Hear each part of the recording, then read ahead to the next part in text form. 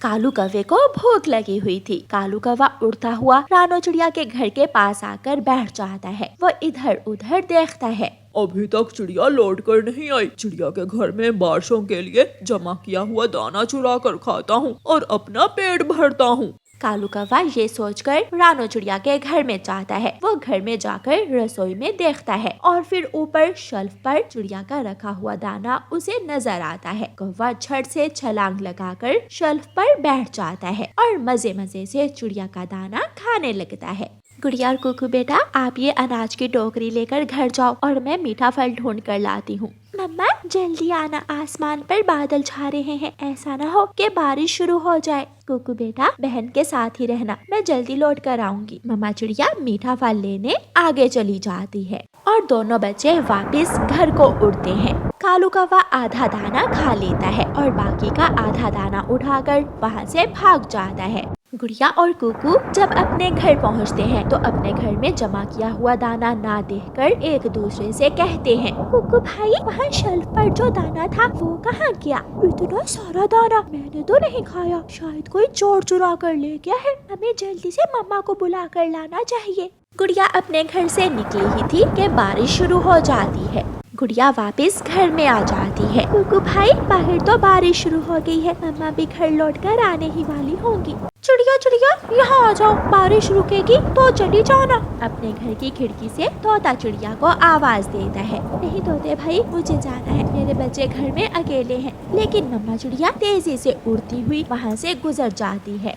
मम्मा चिड़िया जब घर पहुँचती है तो बच्चे अपनी मम्मा को बताते हैं, मम्मा शेल्फ पर जो दाना था वो कोई चुरा कर ले गया है। वही हुआ जिसका मुझे डर था, कोई चोर मेरी महीनों की मेहनत चुरा कर ले गया। पेट में दर्द हो उस चोर के जो मेरा दाना चुरा कर ले गया। आधे रास्ते में जाकर कालू कौवा फिर से एक पेड़ के नीचे बैठ जाता है। अगर ये दाना घर ले गया तो गौरी खा लेगी, मैं ये दाना भी खा लेता हूँ। कालू कौवा बाकी का दाना भी खा लेता है। ज्यादा दाना खाने से कौवे के पेट में दर्द शुरू हो जाता है। हाय हाय, मेरे पेट में दर्द क्यों शुरू हो गया है? कौवा बहुत मुश्किल से उड़ता हुआ अपने घर जाता है और घर जाते ही घोंसले में गिर जाता है। गौरी मुझे बचा लो, मेरे पेट में बहुत दर्द है। अकेले अकेले दाना खा कर आए होगे, तभी तो तुम्हारे पेट में दर्द हो रहा है। माँ कसम भूखा हूँ, मैं भी तुम्हारी तरह भूखा ही हूँ। कौवे के पेट की दर्द बहुत ज्यादा थी, वो दर्द से रो रहा था। अच्छा ठीक है, मैं कुछ करती हूँ। गौरी कौवी अपने घर से निकलती है। बारिश की वजह से सभी पक्षी अपने अपने घरों में छुपे बैठे थे। गौरी कौवी रानो चिड़िया के दरवाजे पर जाकर दस्तक देती है। चिड़िया बहन जल्दी से दरवाजा खोलें, जल्दी करें। रानो चिड़िया दरवाजा खोलती है। गौरी बहन क्या बात है, इतनी बारिश में तुम यहाँ? चिड़िया कालू के पेट में बहुत दर्द है, वो दर्द से मर रहा है। क्या तुम्हारे पास पेट दर्द की दवा है? नहीं गौरी बहन, मेरे पास तो पेट दर्द की दवा नहीं है। हाँ, आपको बुलबुल के पास जाना होगा। चिड़िया बुलबुल कहाँ मेरी बात मानेगी, कृपया करो तुम जाओ और बुलबुल को बुला लाओ, मैं कालू के पास घर में जाती हूँ। बारिश में बुलबुल के पास जाना बहुत मुश्किल था, लेकिन फिर भी चिड़िया गौरी कौवी से कहती है, ठीक है आप जाएं, मैं अपना छाता उठा लूं, फिर जाती हूँ। गौरी कौवी अपने घर चली जाती है और रानो चिड़िया अपने बच्चों से कहती है, बच्चों कालू कौवे अंकल के पेट में दर्द है, मैं बुलबुल को बुलाने जा रही हूँ। पेट में दर्द है तो फिर मम्मा जरूर कालू अंकल ने ही हमारा दाना चुरा कर खाया होगा। अगर कालू कौवे ने हमारा दाना चुराया होगा तो आज उसे सजा भी जरूर मिलेगी। फिर रानो चिड़िया अपना छाता लेकर बुलबुल के घर की तरफ जाती है। बुलबुल बहन पहले उस कौवे से पूछना है कि उसने क्या खाया है, फिर उसे दवा देनी है। अगर उसने मेरा दाना चुरा कर खाया हुआ तो उसे वो बड़ा टीका लगाना है आज। चिंता न करो रानो चिड़िया, कालू अपने मुंह से बोलकर बताएगा कि उसने तुम्हारा दाना खाया है या नहीं। बुलबुल अपना बॉक्स उठाती है और चिड़िया के साथ चलती है। हाय हाय, मर गया, भूखे पेट में दर्द मेरी जान ले लेगी। हाय हाय। ये दर्द भूखे पेट की नहीं है, मुझे तो कुछ और ही लग रहा है। चिड़िया भी बुलबुल को साथ लेकर पहुंच जाती है। बाहर तो बहुत तेज बारिश है, बहुत मुश्किल से आई हूँ मैं बुलबुल को लेकर। हाँ भी कौवे बताओ कहाँ दर्द है? यहाँ पूंछ से ऊपर पंख के पास बहुत बहुत ज्यादा दर्द है। लो ये दवा पी लो। बुलबुल कौवे को दवा पिलाती है। नहीं रुका, दर्द नहीं रुका, दवा पीने से भी दर्द नहीं रुका। अच्छा बताओ आज क्या खाया था? मैं तो भूखा हूँ। ये दर्द भूखे पेट की नहीं है। अगर सच नहीं बताओगे तो तुम इस दर्द से मर जाओगे। माँ कसम, दो दाने खाए थे। कौवे की ये बात सुनकर गौरी कौवी कालू कौवे को घूर कर देखने लगती है। 2 दाने बाजरे के खाए थे या मकई के? मकई के दाने खाए थे मैंने। तो फिर इसने जरूर मेरे घर से ही मकई के दाने चुरा कर खाए हैं। बुलबुल लगाओ टीका। बुलबुल अपने मुंह से बड़ा टीका निकालती है। ना, मेरे टीका मत लगाना, मैंने तो दाना खेत से खाया था। अगर सच बताओगे तो फिर ही तुम्हारे पेट की दर्द रुकेगी। वहाँ चिड़िया के घर में शेल्फ पर ढेर सारा दाना, मैंने सारा ही दाना खा लिया और फिर मेरे पेट में दर्द शुरू हो गई। हाँ आप बताइए ना सच्ची बात। कमबख्त, मुझसे कब का झूठ बोल रहा है कि मैं भूखा हूँ। चिड़िया इसकी टांगे पकड़ो। फिर रानो चिड़िया कौवे की टांगे पकड़ती है और गोरी कौवी कालू की पूंछ। बुलबुल डॉक्टर बड़ा टीका कौवे की पीठ पर लगाती है। मर गया, मुझे बचाओ मुझे, मैं फिर कभी दाना चुरा कर नहीं खाऊंगा। कौवे को रोता हुआ देखकर रानो चिड़िया खूब हंसती है। तेरे पेट की दर्द रुक ले, फिर पूछूंगी तुझे। चोरी का दाना अकेले खाते हो। कौवा दर्द से रो रहा था। चिड़िया और बुलबुल अपने अपने घरों को चली जाती हैं। जब बुलबुल ने बड़ा टीका कौवे की पीठ पर लगाया तो वो उछल रहा था। गुड़िया और टूटू तो कौवे की बात सुनकर हंसे ही जा रहे थे। मम्मा फिर क्या हुआ? फिर क्या होना है? अब जब कौवे के पेट की दर्द रुकेगी तो गोरी से मार पड़ेगी। वही होता है। खिड़की के सामने से कौवा भागता हुआ गुजरता है और पीछे ही गोरी कौवी झाड़ू उठाकर अपना पेट भरकर घर आ जाते हो और मेरे लिए एक दाना भी नहीं लेकर आते हो। गोरी और कालू को देखकर चिड़िया के बच्चे तो हंस कर पागल हो रहे थे। हिमालय के जंगल में सभी पक्षी एक साथ मिलजुल कर रहा करते थे। उस जंगल का मौसम बहुत ही सुहावना था। उस जंगल में कभी किसी चीज की कोई कमी नहीं थी। खाने के लिए तरह तरह के स्वादिष्ट फल वहाँ मौजूद थे, जिसे खाकर सब पक्षी बहुत खुश होते थे। लेकिन उनकी ये खुशी ज्यादा दिन तक नहीं टिकने वाली थी। एक दिन अचानक जंगल में तेज आंधी और तूफान के साथ तेज बारिश भी हो रही थी। तेज बारिश से बचने के लिए जंगल के सभी पक्षी इधर उधर भाग रहे थे।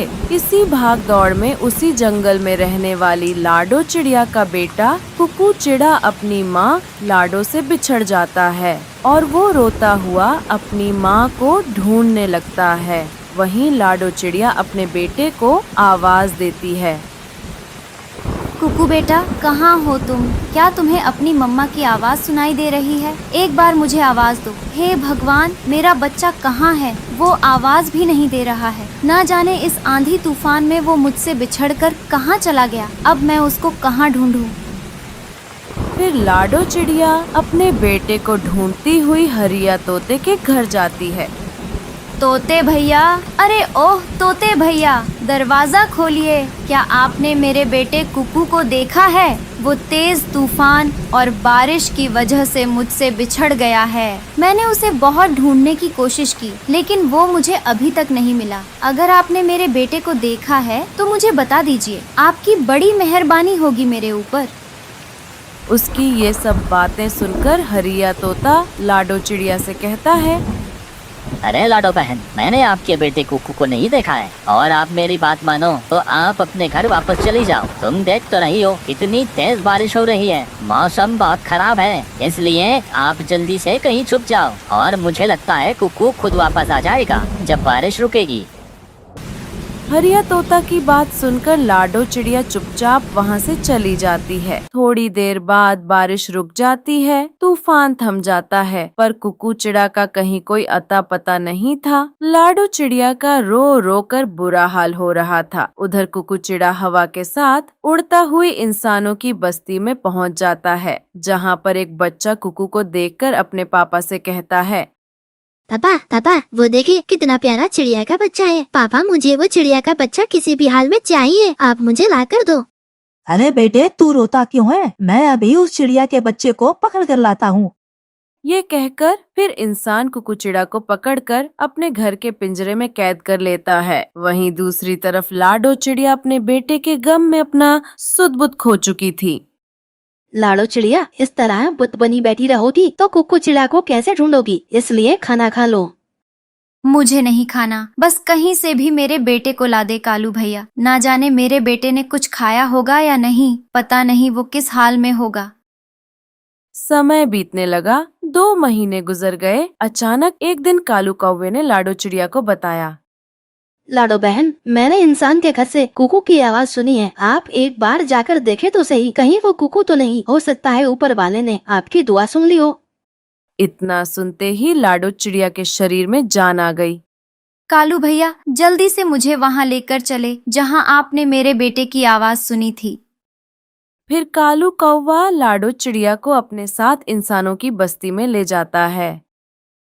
लाडो चिड़िया बहन, यही वो घर है जहाँ मैंने कुकू की आवाज सुनी है। देखिए वो रहा पिंजरा, क्या उसमें आपका ही बेटा है? लाडो चिड़िया उस पिंजरे में देखकर बहुत खुश हो जाती है, क्योंकि उसमें उसका ही बेटा कुकू था। हाय रे मेरा बच्चा, यहाँ पिंजरे में तू कैद है और मैंने तुझे कहाँ कहाँ नहीं ढूंढा। मेरे मन में बुरे बुरे ख्याल भी आ रहे थे। लाडो चिड़िया की आवाज सुनकर घर का मालिक वहाँ आता है। इंसान भैया, जिस बच्चे को आपने पिंजरे में कैद किया है वो मेरा बेटा है। 2 महीने पहले आंधी तूफान में यह मुझसे बिछड़ गया था। उसकी ये बात सुनकर इंसान लाडो चिड़िया से कहता है, चलो चलो भागो यहाँ से, इसे मैं नहीं दे सकता। मेरा बेटा इस चिड़िया के बच्चे से खेलता है, इसे देखे बगैर भोजन भी नहीं करता, इसलिए ये बच्चा मैं आपको नहीं दे सकता। चलो चलो भागो यहाँ से। लाडो चिड़िया उस इंसान से बहुत विनती करती है, लेकिन इंसान उसकी एक भी नहीं सुनता। फिर दुखी मन से सभी वहाँ से लौट जाते हैं। उसी रात इंसान अपनी पत्नी को देखता है, वो अपने बेटे को प्यार दुलार कर रही थी। तब इंसान को लाडो चिड़िया का ख्याल आता है और उसे अपनी गलती का एहसास हो जाता है। अगले दिन जब दोबारा लाडो चिड़िया अपने बेटे को लेने जाती है, तब इंसान कुकू चिड़ा को पिंजरे से आजाद कर देता है। लाडो चिड़िया, मुझे माफ कर दो। मैंने एक माँ को एक बच्चे से अलग किया। मुझे अपनी गलती का एहसास हो गया है। मैंने इस बच्चे को कैद में करके अच्छा नहीं किया। फिर लाडो चिड़िया अपने बेटे के साथ घर लौट आई। वो अपने बेटे को वापस पाकर बहुत खुश थी, पर उसकी यह खुशी ज्यादा दिनों तक टिक ना सकी। एक दिन जंगल में तेज आंधी तूफान के साथ बारिश शुरू हो गई। लाडो चिड़िया का घर कमजोर था, जिस वजह से वो टूट गया। मेरे बेटे कुकू, एक बार मैं तुझे खो चुकी हूँ, दोबारा खोना नहीं चाहती। इतनी तेज बारिश में मैं कहाँ जाऊँ तुझे लेकर, मुझे कुछ समझ नहीं आ रहा। तभी उसका बेटा कुकू चिड़ा अपनी माँ लाडो से कहता है, माँ चिंता न करो, मैं जहाँ इंसानों की बस्ती में रहता वही एक पुराना तरबूज का घर खाली पड़ा है जिसमें कोई भी नहीं रहता। आप मेरे साथ चलो माँ, मैं आपको वो तरबूज का घर दिखाता हूँ। वो तरबूज का घर बहुत ही मजबूत है और इस बारिश के लिए वो तरबूज घर हमारे लिए ठीक रहेगा।